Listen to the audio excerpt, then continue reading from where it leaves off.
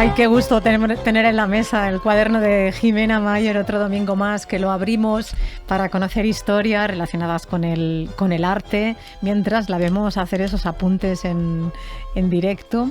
Esto que ¿cómo diríamos? Que son esbozos. Jimena, buenos días. Hola, buenos días, Lourdes. Yo lo han llamado desde dibujitos a garabatos, a monigotes o cualquier tontería. Bueno, les recuerdo que colgaremos el vídeo en YouTube, tendrán disponible el vídeo de la sección para ver cómo mientras vamos hablando, ella va dibujando. Hoy vamos a retomar un tema que no sé, fue de los primeros programas, de los primeros cuadernos que abrimos contigo este verano, porque además responde también a una de tus pasiones, como es la cerámica, ¿verdad? Es que he caído totalmente envuelta en llamas, como dicen, porque es un interés que una cosa que me había parecido muy bonita siempre, pero no sabía nada y ahora de repente me está encantando. No solo volvemos a uno de los temas, estos temas del programa anterior, sino que también vamos a visitar tus años como estudiante, ¿no? Sí. Como, no sé, a entrar en este mundo de las cerámicas, los azulejos. Es que ya estuvimos, hablamos del azulejo Fortuny y sí. Precisamente cuando yo me puse a investigar sobre el azulejo Fortuny fue en el archivo de la biblioteca de Valencia de Don Juan, donde está. Al abrir la caja esa de los papeles hay un papelito manuscrito, escrito no sé por quién, yo creo que por Osma, quien fuera, y entonces dice una frase que me encanta que dice: cuando se cree hallar lo nuevo en lo familiar es lo eterno que retorna. Que no es que lo entienda muy bien, me parece muy bonito, pero lo de hallar lo nuevo en lo familiar me parece una maravilla, que es lo que me ha pasado con la cerámica y con nuestro invitado, que ya veremos. No vamos a intrigar más a nuestros oyentes, vamos a abrir el cuaderno de hoy y empezamos.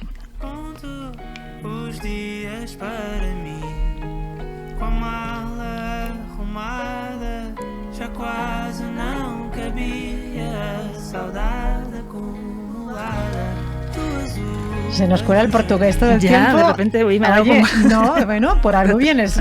Claro. ¿Vives en Portugal? Vivo en Portugal, sí. Además, la cerámica, que vamos a decir, o sea que todo cuadra. Todo cuadra, aquí todo tiene un sentido. Total. Bueno, ya sabemos que te gusta acercarte a la historia desde los detalles, como decía Mérimée, ¿no? Siempre, lo anecdótico. Lo anecdótico es la historia. Lo pudimos comprobar en el capítulo, como decíamos, en el que hablamos del azulejo de Fortuny, que fue absolutamente fantástico, porque yo no sabía nada del tema y me encanta que nos abras de repente estas ventanas, ¿no? Es que es una historia muy bonita la cerámica, porque sobre todo el azulejo en sí, porque es una cosa que lo tenemos literalmente, estamos rodeados, o sea, lo tenemos en la ducha, en la cocina, vas a cualquier cervecería y hay un panel de azulejos, pero realmente tiene una historia palaciega muy fabulosa. Wow. Del origen, entonces pues yo creo que es interesante. Estoy deseando que nos la cuentes, porque el azulejo de Fortuny ya nos hizo hacer un gran viaje, ¿no? Y en cambio, pues te quieres fijar en un cachito de azulejo, ¿no? Este cachito, azulejo, en este cuaderno vamos a hablar de azulejo y me refiero a un panel de azulejos, o sea, una serie de losetas puestas juntas y pintadas como un cuadro, que es vale. O sea, un panel de azulejos es lo que llamamos. Uh-huh. Y pues esto tiene una historia que tiene un origen muy concreto, que también es una cosa curiosa en la historia del arte, porque muchas veces quieres atribuir un principio a alguien en concreto, pero no se puede, o se hace de una manera un poco novelesca, pero en este caso sí. Sí que lo localizamos. ¿Y dónde nos lleva este momento? Bueno, vamos a empezar. Si empezamos en España, o sea, si nos ponemos en España en el siglo XV, tenemos cómo era el panorama del azulejo, que era donde se hacían los mejores en España. Y entonces ¿En España? En España. Por un lado tenías en Sevilla, que estaban haciendo, quiero decir, el alicatado, que todo el mundo conoce de la Alhambra, que son esos zócalos que son, sí. El alicatado, decimos un cuarto de baño, pero eso no es un alicatado son losetas de colores cortadas y recolocadas como en un puzzle geométrico, que eso es lo que hay en los zócalos de la Alhambra, esa preciosidad, que son unas maravillas, y en Sevilla también. Y luego en Sevilla hacían una cosa que era como una especie de sucedáneo, que era también zócalos de colores, imitando un poco eso, pero de una manera más barata, que son los azulejos de arista, eso también se hacía, y luego también estaban haciendo en Valencia unos azulejitos que eran piezas sueltas en blanco, con unos dibujos cada uno, ¿no? Uno tenía un león, una flor, lo que fuera. Qué bonito. Eso es lo que había en ese momento, y era muy, muy apreciado y se exportaba por toda Europa y tal, pero en ese momento eso es lo que hay. ¿Y cómo fuimos los españoles creadores de...? Y lo que pasó, claro, esos azulejos de Manises, que eran muy bonitos, con un motivo individual cada uno en azul sobre blanco, se los llevó el rey de Aragón, Alfonso V, que conquistó Nápoles, y entonces se llevó miles de azulejos para el suelo de Castelnuovo, pero además se llevó artesanos de allí, de Valencia. Y ya sé lo que pasa, siempre los italianos lo saben vender todo todo mejor. Es que son unos es cracks. Que de verdad. Hay que quererles porque es que fue una maravilla. O sea, llegó eso ahí, aquí estábamos haciendo unos leoncitos monísimos en azul sobre blanco, pero enseguida ahí de repente pasaron a conseguir que no se fundieran los colores no se corrieran y se pudieran pintar, y claro, como ahí sabían pintar como pintaban en el siglo XV, entonces de repente lo que aquí era un pajarín, ahí de repente te hacían la caída de Troya en un plato, entonces claro. Pero cuando lo hacían en azulejo eran una loseta, un dibujo, independientes, los ponían juntos en el suelo, pero cada loseta tenía un dibujo. Oye, yo no sabía que Cristóbal Colón fuese un... Bueno, es que si te digo que... Un artista azulejero. Es que suena así, porque si yo te digo que había un italiano que llegó a Sevilla y volvió del revés una técnica gracias al empujón que le dio Isabel II, y a partir de ahí la historia cambió para siempre... No. Perdón, Isabel la Católica. Ah, vale, digo. Perdón. Y dirías, la historia cambió para siempre así, o sea, con un italiano con una idea peregrina y el patronato de Isabel la Católica, pensarías que estoy hablando de Cristóbal Colón. Claro, es la historia. Pero no, este caso es otro, se llama Niculoso Pisano, Francisco Niculoso Pisano, y es un señor que llegó a Sevilla, pues a finales del siglo XV, se instaló ahí y consiguió dar la vuelta a todo, porque tuvo la idea de hacer una cosa que solo podía haber pasado en Sevilla realmente, que era hacer esa técnica italiana de pintar con muchísimo detalle en un azulejo, pero en la pared, porque es lo que en Sevilla, claro, veías todos esos zócalos maravillosos y entonces este señor tuvo la idea de pintar cerámica como si fuera un cuadro. ¿Y se conservan muchas obras suyas? Pues se conservan bastantes, la verdad, para teniendo en cuenta todo lo que se ha perdido en la historia de la cerámica. Justo hay bastantes. Tienes en Sevilla, hay un altar muy grande que se llama así, el altar de los Reyes Católicos en el Alcázar. Hay obras suyas en Santana, en Triana, que era donde él vivía. Hay en Tentudía, en Badajoz. O sea que realmente nos queda, incluso hay un panelito en Évora donde vivo yo, muy bonito, de una anunciación, y lo que sí pasa es que este señor inventó todo esto, lo volvió todo al revés, pero cuando él se murió la técnica, cuando él se murió, desapareció. ¿Se llevó el secreto a la tumba? Pues sí, hombre. Pero bueno, si estamos hablando de los azulejos, del azulejo, es porque en algún momento se volvió a hacer, ¿no? Seguro. Pues que es que curiosamente sí, porque este señor, ya te digo, él pintaba en Sevilla, sí, pero la técnica desapareció durante 30 años. Cuando él se murió en Sevilla volvieron a hacer solo zócalos y cosas de colorines así sin más, pero 30 años después de repente estaban haciendo esto mismo en Amberes, que Amberes es una ciudad que pensarías que no tiene nada que ver con Sevilla, nada que ver, porque está en Flandes, lejísimos, pero bueno, Flandes era español también en ese momento, o sea que había mucho tráfico de ideas y de artistas y de historias, y entonces, pero el catalizador es otro rey, igual que empezó Isabel la Católica. Aquí tenemos que agradecer a Felipe II, que fue el que tuvo la idea. El bisnieto, ¿no? El bisnieto, sí, Isabel, justo, exacto. Claro, sí, el bisnieto de... Es que todo queda en casa. A mí me encantan estas cosas. Lo familiar, sí, exacto. Es la frase, ¿no? De encontrar en lo familiar. Ahí, pues sí, pues Felipe II él se entusiasmó muchísimo de todo en Flandes, la verdad, trajo cosas, trajo flores, trajo técnicas de todo, y se trajo también la idea de hacer azulejos por todas partes en sus palacios.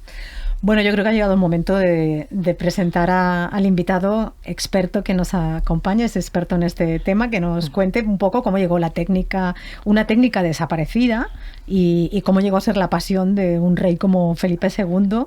Pero mira, voy a dejar que lo presentes tú porque creo que tienes ganas de hacerlo. Sí, me hace mucha ilusión porque esto igual otra vez encontrarlo nuevo en la familiar, porque Alfonso Pleguezuelo, que es nuestro invitado, era profesor mío en la Facultad de Bellas Artes cuando yo estudié ahí en Sevilla, y él fue profesor mío de estética en primero, que en fin, yo no lo recordaba especialmente, pero resulta que luego, estudiando estas historias de cerámica, es el experto mundial número 1 absoluto en azulejo. O sea, que es como si hubiera sido en la Facultad de Bellas Artes, era Clark Kent, pero en cerámica es Superman. O sea, que tenemos aquí al experto mundial máximo, que nos lo va a contar fenomenal.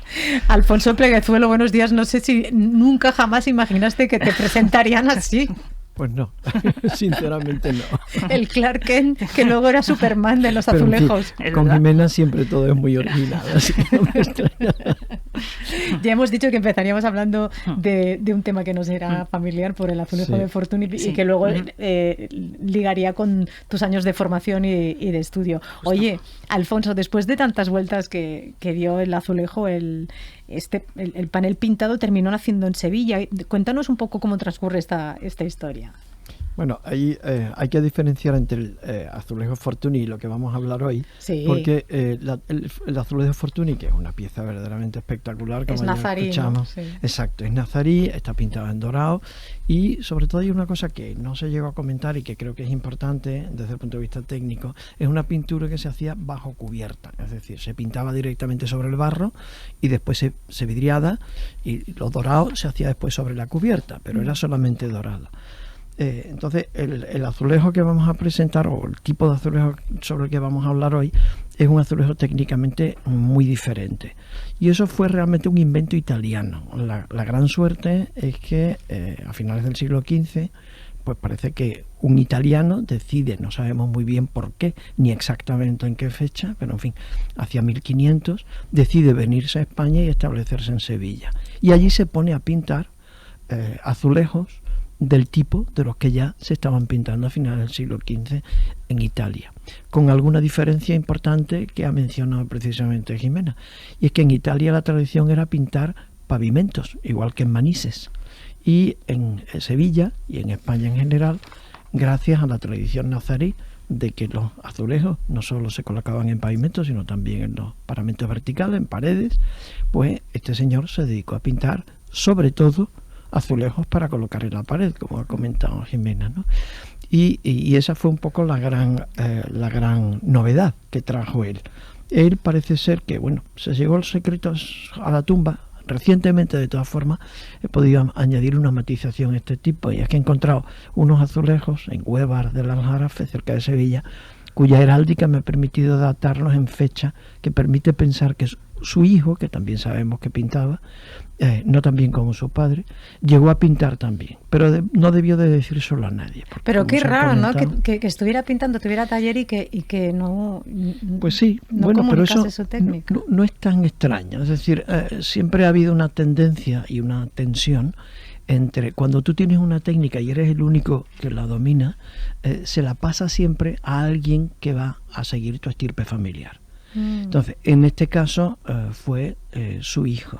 Y no sabemos muy bien por qué. Su hijo quizá debió morir bastante joven, porque estos azulejos que he podido datar y que se parecen mucho al de Évora, precisamente, que comentaba Jimena, por la fecha debe estar pintado por su hija. Tenemos incluso en la cartuja, me he acordado antes cuando hablabais de Cristóbal Colón, había una pieza suya firmada por él para la tumba de Cristóbal Colón en la capilla de Santa Ana, Anda, porque qué casualidad. Cristóbal Colón se enterró inicialmente en una capilla de la Cartuja de las Cuevas. Es que yo he hecho la Sevilla. broma, porque cuando me dijo Jimena que no vamos a hablar de un italiano que llegó a venderle un proyecto a una cosa a Isabel la Católica y no sé qué. Yo digo, bueno, que está Colón.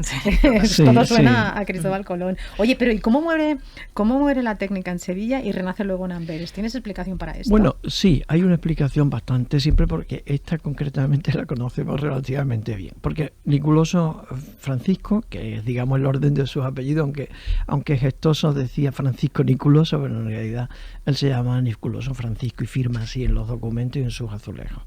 Niculoso Francisco, que probablemente originalmente en Italia sería Nicoloso di Francesco, probablemente Francisco era apellido, se estableció en Sevilla al mismo tiempo, casi, probablemente quizás un poco antes, él, que otro italiano que hizo lo mismo, pero se estableció en Amberes. Este otro italiano se llamaba Guido di Savino. Después, una vez que se estableció allí, adoptó un apellido de tipo flamenco, Andríes. Y a diferencia de Niculoso, Guido Andríes tuvo 4 o 5 hijos, a todos les enseñó la técnica italiana, y después, por circunstancias que podemos mencionar si queréis más tarde, se dispersaron, se fueron de Amberes. Uno se fue a Alemania, el otro se fue a Holanda, el otro se vino a Sevilla precisamente, y otros hijos suyos, o probablemente discípulos, se fueron incluso a Lisboa. De manera que sus hijos fueron los que verdaderamente expandieron la técnica de la pintura sobre cubierta, de azulejos y de loza también, por el resto de Europa. Entonces, esto fue una especie de segundo brote y definitivo. Pero ¿y tú crees que eran primos, Alfonso, o simplemente se llamaban igual por pura casualidad, o es que todos se conocían? En ese sentido, hubo varios, digamos, el primer brote fue Niculoso en Sevilla, pero ese brote pues se terminó con él o con su hijo. Y el segundo brote, que fue este taller de Amberes, que fue un taller muy importante, en él se formaron tanto los hijos de Andríes como otros, probablemente Juan Floris, que fue el azulejero de Felipe II, que mencionábamos antes, probablemente estaba formado también en el taller de Guido Andríes, que era el taller más importante que había en Amberes, un taller que se llamaba El Salmón. El salmón, casualmente, porque eran una marca de cerveza, porque los talleres de cerámica en Amberes se montaron sobre anteriores fábricas de cerveza. ¡Qué curioso! Sí, y bueno, esa definitiva expansión fue la que no se llegó a perder. Bueno. No se perdió en Sevilla, no se perdió en Lisboa, no se perdió en Holanda, no se perdió. Pero fueron la generación de los hijos y los discípulos de Guido Andríes los que verdaderamente expandieron de manera definitiva la técnica. Ha salido un nombre que creo que tiene gran relevancia en esta historia. Bueno, dos nombres. Has dicho Jean Floris o Juan Floris y Felipe II. Esto es una parada esto es muy importante. A mí esto me encanta porque además aquí hay chismes que estas cosas las cuenta Alfonso así como, pero todos los conocemos porque lo hemos leído en los artículos de Alfonso. Estos son cosas que él rescata de los archivos y las cosas, y hay un chisme que a mí me encanta porque yo he hecho una obra hace poco en mi casa y la obra del Escorial, y pensabas Felipe II en la obra, el Escorial, una cosa como titánica tal, pero luego en realidad le ves de repente que es que estaba con los mismos problemas que tiene cualquiera haciendo obras, y en fin, que nos cuente Alfonso, porque estas cosas de Jean Floris y los azulejos es muy bonito. Bien, hay una pequeña anécdota, hay una pequeña historia en esto, sobre todo porque en el año 99, en 1999, me invitaron a dar una charla en el Museo Vittorio y Alberto sobre el arte del siglo XVI en España, ¿no? Y a mí se me ocurrió hacer un trabajo sobre Juan Floris, con lo que se conocía en ese momento. Entonces me fui, entre otras cosas, al archivo de Simancas y encontré, entre otros documentos, una carta de Felipe II de 1565 en que Felipe II se quejaba porque no le llegaban los azulejos de Talavera.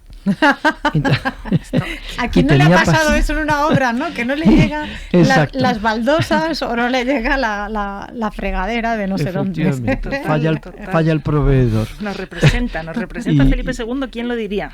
Y en ese sentido, bueno, yo me quedé con la intriga de, bueno, ¿y por qué no llegan los azulejos a Madrid? ¿Dónde está este hombre que ya se había establecido por orden de Felipe II 3 años antes, en 1562, en Talavera, precisamente para suministrar los azulejos de las reformas que estaba haciendo Felipe II en sus palacios, después de haber venido de Flandes y haber quedado enamorado de la arquitectura y las artes ornamentales flamencas? Y resulta que tenía las obras paradas y bueno, poco después de dar esa charla, visité una quinta de recreo renacentista al sur de Lisboa, en Aceitão, que era la quinta de Bacalloa, y vi con mucha sorpresa que los azulejos tenían una calidad absolutamente fuera de serie y que había un panel maravilloso de Susana en el baño, Susana y los viejos, que estaba datado en 1565. Digo, oye, esta es la calidad de Floris. Y en 1565 es cuando no llegaban a Madrid los azulejos. ¿Y no será esto? ¿Alguien los desvió? No los desvió, es mejor todavía. Es que porque el encargo que tenía en Floris era para hacer azulejos de florón, que se llaman así, que si vas ahora al Escorial los ves, que bueno, no sé si esos son literalmente de flores, pero son ese tipo, son una flor, otra flor, la misma, toda igual. O sea que el hombre debía estar aburridísimo de otra vez la flor esta de Felipe II. No puede. Y claro, le encargaron esta cosa mucho más divertida y se escapó directamente. Hizo esto, o sea, cogió otra obra, que eso también es muy típico, ¿no? Muy típico, otra obra y no he podido acabarle lo suyo. Sí. Oye, ya que decías lo de Portugal, Alfonso, yo estaba pensando, los azulejos, esta técnica salió de España, tenemos, bueno, no sé por qué Portugal tiene más azulejo todavía que nosotros, si no tienen una influencia árabe tan fuerte como nosotros. Sí, bueno, te cuento. En realidad aquí hay que empezar por modificar esa última imagen que comentaba, porque realmente en los últimos años se ha avanzado tanto en la arqueología medieval portuguesa que, sobre todo a partir de un proyecto que tuvo lugar durante muchos años y que sigue activo de investigación sobre el Portugal islámico que se ha llevado a cabo en Mértola, en el Alentejo, se sabe que Portugal tuvo una ocupación islámica muy importante y a partir de ese momento se ha visto que hubo un Portugal islámico, sobre todo en el sur. Entonces, es decir, no es tan ajeno. Lo que ocurre es que los historiadores de la historia oficial de época salazarista hicieron especial hincapié en que Portugal era un país cristiano, pero en el fondo, bueno, fue cristiano, sobre todo en el norte, y la reconquista fue del norte al sur, pero lo que se hizo en el sur fue reconquistar los territorios islámicos. No hay más que pasear por el Alentejo o por el Algarve y ver la cantidad de restos islámicos que hay, ¿no? Eso para empezar. Es decir, por otra parte hay otro momento importantísimo en la historia de Portugal en este sentido, que fue el reinado de Don Manuel. Sabéis que la monarquía española y portuguesa siempre ha estado intentando, bueno, pues hacer convenios dinásticos para casar princesas y príncipes de un país y del otro, porque en el fondo la élite era casi la misma. Y los reyes católicos concibieron un primer proyecto de unificar las dos coronas que no salió por distintas circunstancias, y entre otras cosas el momento culminante fue cuando el rey Don Manuel se casa con una hija de los reyes católicos que muere, después se casa con otra hija de los reyes católicos que también muere, y aquello era un proyecto que cada vez iba peor. Pero el rey Don Manuel, que visitó Sevilla y que vio el Alcázar y que vio con toda seguridad los retablos que había pintado Nicolau Pisano para Fernando el Católico y para la reina Isabel, pues se debió quedar enamorado con los azulejos sevillanos, y empezaron a llegar azulejos de arista sevillanos a todo Portugal. De hecho, ahora eso se ha hecho ya recogida de datos, y desde la parte del Miño, desde el norte hasta el sur, Portugal está lleno de azulejos sevillanos de la primera mitad del siglo XVI. Es decir, que había una tradición, y el propio palacio del rey Don Manuel, que reforma él, que es el Palacio Nacional de Sintra, antiguo palacio real de Don Manuel, está revestido con azulejos sevillanos. Es decir, que el arranque de la azulejería en Portugal tuvo un primer capítulo, que eran azulejos que venían de Manises, de Valencia, y un segundo capítulo que fue mucho más espectacular, que fue la dependencia de la compra de azulejos en Sevilla, que se distribuían por barcos, y como Portugal tiene tantos kilómetros de costa, pues iban repartiendo por distintos puertos los azulejos, y por tráfico, digamos, terrestre, iban distribuyéndolo en toda la franja territorial de Portugal, que es una franja muy costera, ¿no? Es decir, que hay una tradición ya importante desde principios del siglo XVI. Y después hubo un segundo episodio que ya despegó definitivamente, que fue el del azulejo renacentista, en el cual participa Juan Flores, porque, pues como antes empezábamos a comentar, Juan Flores en un momento determinado debió recibir el encargo de hacer los azulejos de este palacio, que pertenecía a Blas Alfonso de Albuquerque, el hijo del virrey de la India, que tiene una quinta de verano extraordinaria, que se conserva afortunadamente, y que es la que él llegó a decorar con algunos azulejos que ya venían pintados por él de Talavera, y otros que él pintó sobre azulejos sin pintar que se había traído de Talavera. Bueno, Alfonso, yo es que jamás pensé que podríamos pasarnos tantísimo tiempo hablando de azulejos. Es fantástico, es de verdad que es fascinante el tema, y cómo una cosa como es un azulejo nos da tanto de sí, nos cuenta tantísimas historias, ¿no? Y que podemos trazar perfectamente, pero tenemos ya que despedirnos. Pero rápidamente, Jimena, antes de despedirnos, ¿qué has ido dibujando? Pues mira, tengo aquí a Felipe II mirando el hueco que queda en su pared que no le entregan. Tengo aquí a Niculoso con Isabel la Católica, aquí también. Aquí están Felipe II con su azulejo del siglo XVI y Niculoso con su azulejo del siglo XV. Aquí este hombre pintando un panel, y nada, aquí Felipe II con un jarrón de porcelana, porque él coleccionaba muchas porcelanas chinas también, Felipe II. Era un rey coleccionista que le fascinaban estas cosas tan diversas y diferentes. Alfonso Pleguezuelo, muchísimas gracias por acompañarnos en este capítulo y ponernos esta luz sobre los azulejos, ¿no? Porque es una técnica apasionante que yo jamás me habría fijado. Sí que la he valorado estéticamente como cualquiera, pero que nos has puesto en valor una serie de cosas que harán apreciarlo muchísimo más. Muchas gracias por estar esta mañana. Ha sido un placer. Un abrazo. Un abrazo. Y Jimena, hasta la semana que viene. Aquí seguimos. Un beso. Gracias, Lourdes. Chao.